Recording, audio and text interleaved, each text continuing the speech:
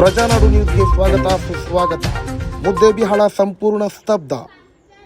ತಾಲೂಕಿನ ಬನೋಶಿ ಗ್ರಾಮದ ದಲಿತ ಬಾಲಕಿ ಮೇಲೆ ಅತ್ಯಾಚಾರ ಎಸಗಿ ಕೊಲೆಗೈದ ಆರೋಪಿಗಳಿಗೆ ಗಲ್ಲು ಶಿಕ್ಷೆ ವಿಧಿಸುವಂತೆ ಆಗ್ರಹಿಸಿ ವಿವಿಧ ದಲಿತ ಪರ ಸಂಘಟನೆಗಳು ಹಾಗೂ ವಿವಿಧ ಸಂಘಟನೆಗಳು ಶುಕ್ರವಾರ ಕರೆ ನೀಡಿದ ಮುದ್ದೇಬಿಹಾಳ ಬಂದ್ಗೆ ಬೆಳಗ್ಗೆಯಿಂದ ಉತ್ತಮ ಪ್ರತಿಕ್ರಿಯೆ ವ್ಯಕ್ತವಾಗಿದೆ.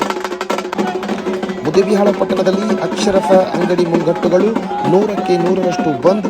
ಆದರೆ ಬೆಳಿಗ್ಗೆ ಬಸವೇಶ್ವರ ವೃತ್ತದಲ್ಲಿ ಕೂಲಿ ಕಾರ್ಮಿಕರು ತಮ್ಮ ದೈನಂದಿನ ಕೆಲಸಕ್ಕಾಗಿ ಬಂದಿದ್ದರಿಂದ ಸ್ವಲ್ಪ ಪ್ರಮಾಣದಲ್ಲಿ ಜನದಟ್ಟಣೆ ಕಂಡುಬಂದಿತ್ತು. ಬಿಟ್ಟರೆ ಶಾಲೆ ಕಾಲೇಜು ಎಂದಿನಂತೆ ಆರಂಭಗೊಂಡಿದ್ದರಿಂದ ವಿದ್ಯಾರ್ಥಿಗಳು ಸಹ ತಮ್ಮ ಶಾಲಾ ಕಾಲೇಜುಗಳಿಗೆ ಬಂದ್ ವಾಪಸ್ ಮನೆಗೆ ತೆರಳಿದ ಸನ್ನಿವೇಶ ಬೆಳಿಗ್ಗೆ ಕಂಡುಬಂದಿತು. ಇನ್ನು ಸರ್ಕಾರಿ ಖಾಸಗಿ ಶಾಲೆ ಕಾಲೇಜುಗಳು ಕೆಲವತ್ತು ತೆಗೆದು ಮುಚ್ಚಿದರೆ ಪೆಟ್ರೋಲ್ ಬಂಕ್, ಔಷಧ ಅಂಗಡಿ, ಆಸ್ಪತ್ರೆ, ಬ್ಯಾಂಕ್ ವ್ಯವಹಾರ ಹೊರತುಪಡಿಸಿ ಉಳಿದೆಲ್ಲ ಚಟುವಟಿಕೆ ಸಂಪೂರ್ಣ ಸ್ಥಗಿತಗೊಂಡಿತ್ತು. ಇನ್ನು ಸಾರಿಗೆ ಬಸ್ಗಳು ರಸ್ತೆಗೆ ಇಳಿಯಲಿಲ್ಲ. ಹೋರಾಟ ಕೇಂದ್ರ ಸ್ಥಳವಾದ ಬಸವೇಶ್ವರ ಸರ್ಕಲ್, ಮುದ್ದೇಬಿಹಾಳ ತಾಲೂಕಿನ ಬನೋಶಿ ಗ್ರಾಮದಲ್ಲಿ ನಮ್ಮ ಸೋದರಿಯಾದಂಥ ಬಸಮ್ಮ ಚಲವಾದಿಯವರ ಮೇಲೆ ಬಲಾತ್ಕಾರ ಮಾಡಿ ಹತ್ಯೆ ಮಾಡುವಂತ ಏನು ಘಟನೆ ನಮ್ಮ ಮುದ್ದೇಬಿಹಾಳ ತಾಲೂಕಿನಲ್ಲಿ 15 ದಿನ ಹಿಂದೆ ನಡೆದಿತ್ತು. ಇದು ಮಾನವ ಕುಲಕ್ಕೆ ತಲೆ ತಗ್ಗಿಸುವಂತ ಇದು ಒಂದು ಘಟನೆ. ಈ ಘಟನೆಯಲ್ಲಿ ಈಗಾಗಲೇ ಆರೋಪಿಗಳು ಬಂಧನದಲ್ಲಿದ್ದಾರೆ.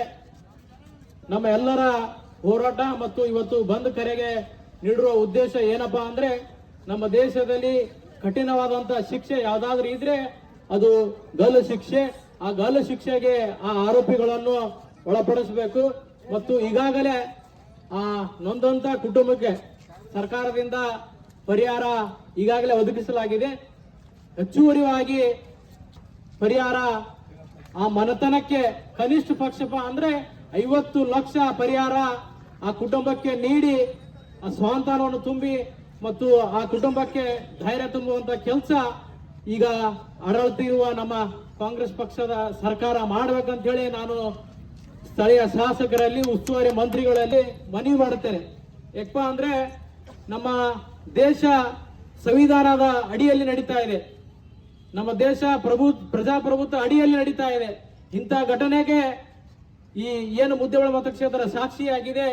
ಇದಕ್ಕೆ ಮತ್ತೊಮ್ಮೆ ಇಂಥ ಅವಕಾಶ ಮಾನವ ಕುಲಕ್ಕೆ ಇದೊಂದು ಹೀನಾಯ ಸ್ಥಿತಿಗೆ ನಾವು ಇಲ್ಲಿ ಬಂದ್ಬಿಟ್ಟಿದ್ವಿ. ಯಾಕಂದ್ರೆ ಯಾವುದೇ ಮನೆತನದ ಸೋದರಿ ಆಗ್ಲಿ, ಅವ್ರ ಸೋದರರು ಮತ್ತು ಸೋದರಿಯರು ಇಂಥ ಹೀನ ಕೃತ್ಯ ಮಾಡದಂತ ಆರೋಪಿಗಳಿಗೆ ತಹಸೀಲ್ದಾರ್ ಇವರ ಮುಖಾಂತರ ಮಾನ್ಯ ಮುಖ್ಯಮಂತ್ರಿಗಳಾದ ಸಿದ್ದರಾಮಯ್ಯರವರಿಗೆ ಮನವಿ ಸಲ್ಲಿಸಿ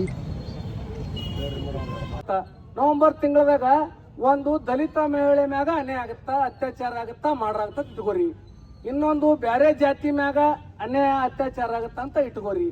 ಅದಕ್ಕೆ ನಂದೇನು ಉದ್ದೇಶ ಅಂತಂದ್ರ, ದಲಿತ ಮಹಿಳೆ ಮ್ಯಾಗ ಬ್ಯಾರೆ ಕಾಸ್ಟ್ ಮಾಡ್ಲಿ, ಅಕಸ್ಮಾತ್ ಬ್ಯಾರೆ ಕಾಸ್ಟ್ನವ್ರ ಮ್ಯಾಗ ನಮ್ಮ ದಲಿತ ಯಾವಾರ ಮಾಡಿದ್ರ ಅವ್ರನ್ನ ಬಿಡ್ರಿ, ಮೊದಲ ನಮ್ಮ ದಲಿತ ಸುಳ ಮಕ್ಕಳು ಮೊದಲು ಅನ್ಯಾಯ ಮಾಡಿದ ಖರೆ ಆದ್ರ ಆ ನಿಟ್ಟಿನಲ್ಲಿ ಇಂಥ ವಿಚಾರಗಳನ್ನು ಇಟ್ಕೊಂಡ ನಾವೆಲ್ಲ ಹೋರಾಟ ಮಾಡ್ತೀವಿ. ಇವತ್ತೇನು ಏನು ಪೊಲೀಸ್ ಇಲಾಖೆಯವರಾಗಿರ್ಬೋದು, ತಾಲೂಕು ಆಡಳಿತ, ಜಿಲ್ಲಾಡಳಿತ ನಮಗೆ ಸಹಾಯ ಸಹಕಾರ ನೀಡ್ಯಾರ.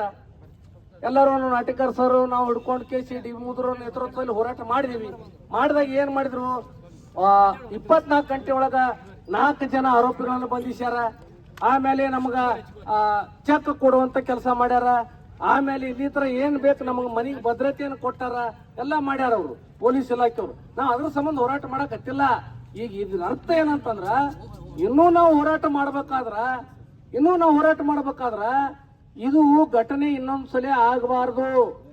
ಯಾವುದೇ ಹೆಣ್ಮಗಳಾಗಿರ್ಲಿಕ್ಕೆ, ಯಾವ ಜಾತಿಯಾಗಿ ಆಗಿರ್ಲಿಕ್ಕೆ ಅದಕ್ಕೆ ಆಗಬಾರ್ದು ಅನ್ನೋದಕ್ಕ ನಾವ್ ಇಂಥ ಹೋರಾಟಗಳಿಂದ ಅವರು ಎಚ್ಚೆತ್ತುಕೊಳ್ತಾರ.